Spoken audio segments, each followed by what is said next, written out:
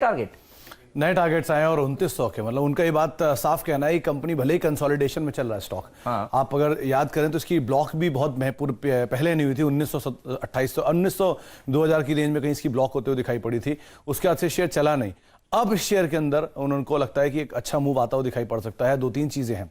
CLSA ने एक 2925 रुपए के टारगेट दिए हैं और बाय साइड की रेटिंग दी है। वॉल्यूम के ऊपर कंपनी का फोकस है, इसीलिए मार्जिन थोड़े से कॉम्प्रोमाइज हो रहे हैं, लेकिन उनको लगता है कि वॉल्यूम का नियर टर्म का एक कॉम्प्रोमाइज है, ये लॉन्गर टर्म में कोई इंपैक्ट नहीं करेगा। लॉन्गर टर्म के लिए इसकी सिचुएशन कुछ और है। उनको लगता है कि छोटी अवधि में शायद कंसोलिडेट करता हुआ दिखाई पड़ जाए आपको, लेकिन लंबी अवधि में इस कंपनी की ग्रोथ काफी इंटैक्ट है, वॉल्यूम वाइज भी और मार्जिन वाइज भी। ये अपनी सिचुएशन को ऐसे रखेंगे, नए वेरिएशन का इंपैक्ट भी आएगा। और प्लस रूरल मार्केट्स और जिन अनएक्सप्लोर्ड मार्केट्स में कंपनी कामकाज नहीं कर पाई है, वहां पर भी तेजी से एक्सपैंड कर रही है। तो इन कुछ चीजों के ऊपर कंपनी का फोकस है, इसीलिए उनका ये बात कहना साफ है कि अभी शायद थोड़ा इंपैक्ट ना हो, लेकिन हाँ, लॉन्गर टर्म में 2925 रुपए के टारगेट्स के लिए आप खरीदारी कर सकते हैं। रहे हैं क्योंकि बहुत सारी कंपनियों के Q3 के अपडेट्स आ गए हैं। बताइए कौन कौन से कंपनियों के ऊपर ब्रोकरेज हाउसेस की फोकस है सुमित? देखिए, अभी मानस की आप बात कर रहे थे, मानस ने एक बड़ी टॉप पिक रखी पिछले 3-4 दिनों में, वो है श्रीराम ट्रांसपोर्ट और एलआईसी हाउसिंग फाइनेंस। तो सीएलएसए की जो रिपोर्ट है, इसकी शुरुआत भी इन्हीं से ही करूंगा। उनकी टॉप पिक पे करीब करीब एलआईसी, श्रीराम ट्रांसपोर्ट पे तो आप नजर रखिए। उन्होंने कहा कि ये बहुत ज्यादा वैल्यू अभी भी ओन करती हैं और एक बड़ी तेजी यहां देखने को मिल सकती है। इसके अलावा टारगेट्स, बहुत सारी कंपनीज के टारगेट्स के अंदर रिवीजन हुआ है, जिसमें आईसीआईसीआई बैंक का टारगेट 625 से बढ़ा के 675 रुपए किया गया है। एक्सिस का टारगेट 700 से बढ़ा के 850 रुपए किया गया है। एसबीआई का टारगेट करीब करीब 360 से बढ़ा के 380 रुपए किया गया है। एचडीएफसी बैंक 1700 से 1725, क्योंकि ऑलरेडी बड़ी तेजी दिखा चुका, तो उन्होंने बात बोली कि इसमें पोटेंशियल अपसाइड उतना ज्यादा नहीं दिख रहा।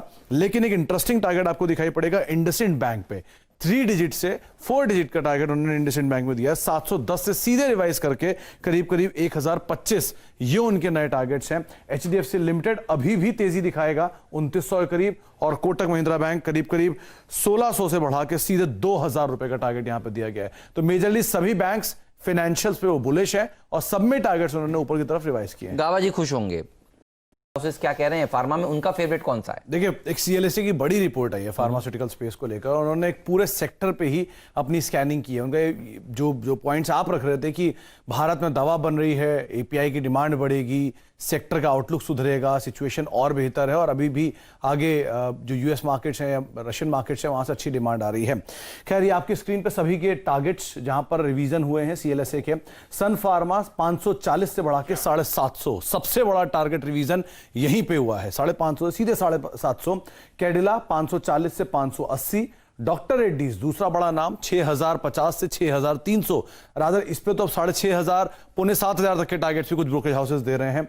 बायोकॉन, ये रिपोर्ट आज की खबर से पहले इसको रेफरेंस में लिया गया है, इसीलिए इनके टारगेट्स को रिवाइज किया गया है 10 रुपए खाली, लेकिन इस खबर का एक बड़ा पॉजिटिव इंपैक्ट भी यहां पे आता हुआ दिखाई पड़ सकता है। तो इसलिए बायोकॉन 250 से लेकर 260 के आसपास। इसके अलावा औरोबिंदो फार्मा एक और नाम है, जहां पर भी टारगेट्स को रेज किया गया है, 980 रुपए किया गया, 960 से बढ़ाकर। और साथ ही साथ आखिरी में उन्होंने ये बात बोला है कि इस पूरे स्पेस में जो टॉप पिक है वो है सन फार्मा, वो आपको टारगेट से दिखाई पड़ रहा होगा। लुपिन 910 से 980। तो मेजरली सभी के टारगेट्स रिवाइज किए गए हैं, लेकिन सन फार्मा उनकी टॉप पिक है। उनका सन फार्मा ही है।